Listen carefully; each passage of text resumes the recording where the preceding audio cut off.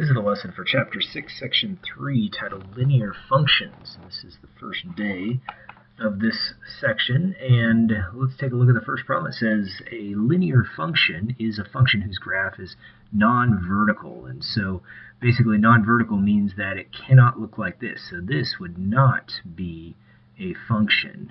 So not, get that n in there. It'll make it look a little bit better.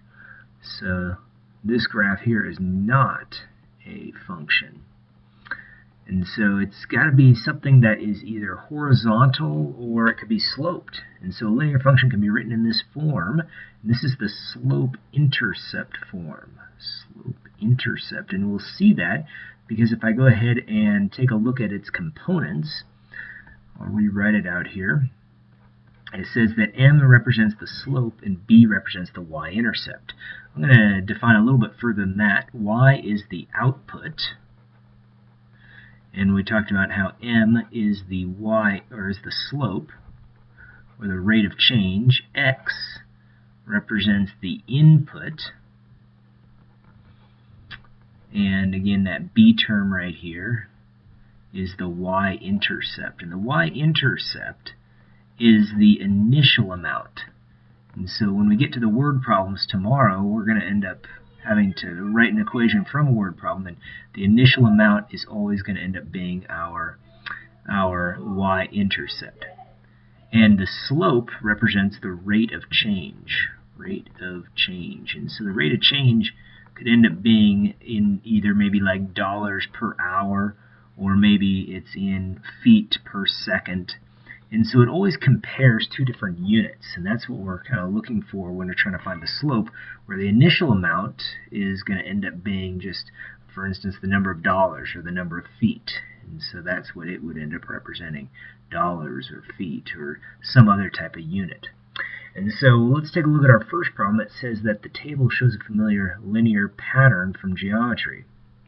So we're supposed to write a function that relates y to x. And so we're trying to see how does it go from y to x. So what we can end up doing is taking a look at what the slope of the line is. The slope of the line is always the change of y values over the change of x values. And so how is it changing? Well, if we start with one of them, I'll start with the 2y. So 2 pi it says, minus pi. Well, pi is just the same thing as 1 pi. And then I would subtract the corresponding x components, so 2 minus 1. So when I do that work, you see I'm left with 2 pi minus 1 pi is pi over 1. So that means the slope, or the rate of change, is just pi. And so now I want to write an equation, so I would do this. So I see that it would go y minus y1. So I'm going to use the point slope formula. Y minus y1 equals m times x minus x1. And so if I go ahead and substitute some numbers in there, I have y minus, and I'll use this one here, pi, equals the slope, which is pi, times by x minus pi, or x minus 1. So x minus 1, because that's the x1 value. So I picked this point right here, and I plugged that in for my y and y1 and x1. So I use that distributive property, and I've got y minus pi equals pi times x minus pi. So when I go ahead and add pi to both sides, it cancels out the pi that's on the left-hand side. So these end up canceling out to make 0. So my answer is y equals pi times x. That is the function rule, or the equation for this. And so what does what do the variables x and y represent? X represents, well, I show here, the diameter. So x equals the diameter. And we have y represents the circumference. So circumference is when you end up multiplying the diameter times pi. That's what that gives you. So c, a more familiar form, is this way. C equals d pi, diameter times by pi. Another way sometimes you see it is this. 2 times the radius, which equals the diameter, times pi. You've seen it before. So then we're supposed to graph it. So we'll just sketch a quick graph here. So here's my graph. So here's our graph, and I'm going to call the x-axis is the diameter. So I'm going to go ahead and write down diameter here alongside the x-axis. And this y-axis represents the circumference. And so the circumference along this side. So I'm going to go by pi. So I'm going to call this as 1 pi. This would be 2 pi, 3 pi, 4 pi. I'm going to write up here 5, 6, 7, 8 pi. So I don't have to write every number there. 9, 10, 11, 12 pi. And so I'm just counting it by pi's. And here I'll count by 2's. Maybe 2, 4, 6, 8, and 10, and so on. So I can go ahead and plot some points there. So over 1, up 1. So, and then over 1, up 1, and continue on. And then this would end up being our line. So that's what our first one looks like. Let's take a look at another one here. So here we're supposed to use a graph or table to write a linear function that relates y to x. And so when I look at this, I'll start with some of these points. Now, I can use the slope to find it. So here I'll start at 0. So I see that the y-intercept, again, I'm trying to write the equation in this form, y equals mx plus b. So I'm looking for the y-intercept. And so that y-intercept, I see, equals 0. That's where it crosses right here. Now I'll look for the slope. Well, the slope ends up being, if I go up 2, 3, so I went up 3 spaces there, and then I go over 1 space, because they're counting by 2's in the y, 1's in the x. So my slope is 3 to 1, which is just 3. So I can rewrite this as y equals 3x plus 0, or just y equals 3x is fine as well. So that would be the function there. Let's take a look at this one. This one, you see how you do not go up any spaces. So the slope, again, I'm trying to write it in this form, y equals mx plus b.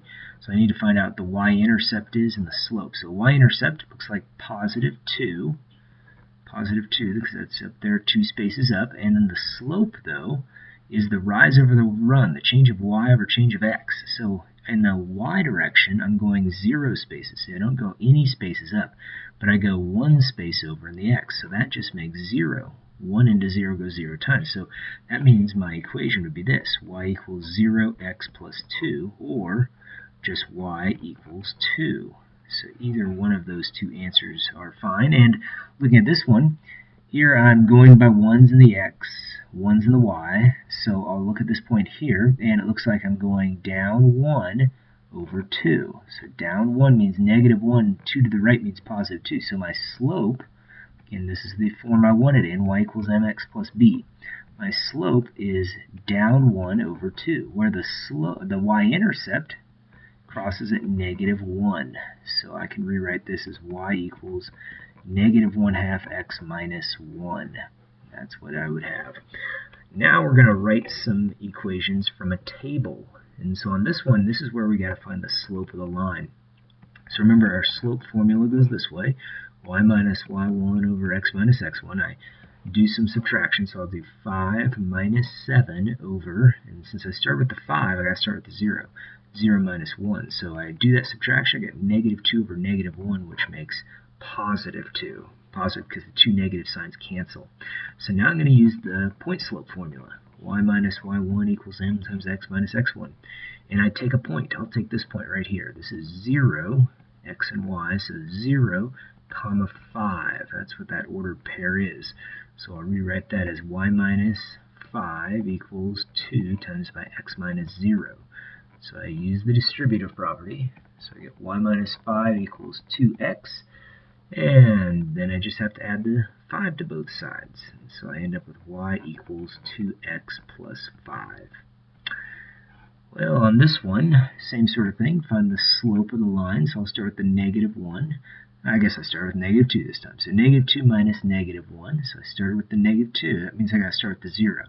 So 0 minus negative 2. So I'll add the opposite, and I end up with a negative 1 over 2. So that's the slope of the line. So I'm going to take a point. I'll take this point right here.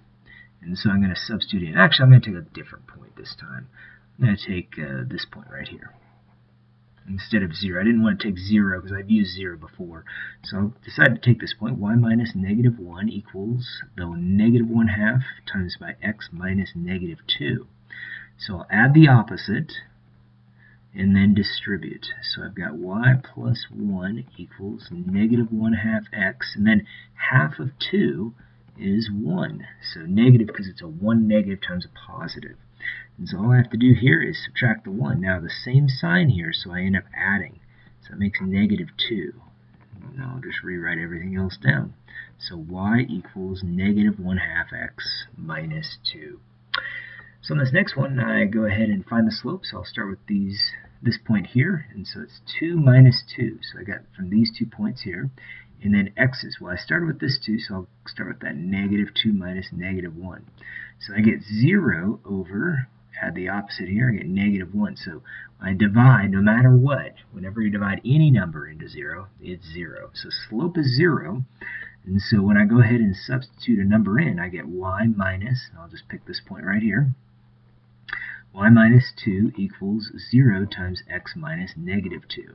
So if you add the opposite and you distribute, you're left with y minus 2 equals 0. So 0 times x and 0 times 2 just make 0. So you add the 2, and you see how you just get y equals 2. So those are the different types of problems that you're going to see on tonight's homework.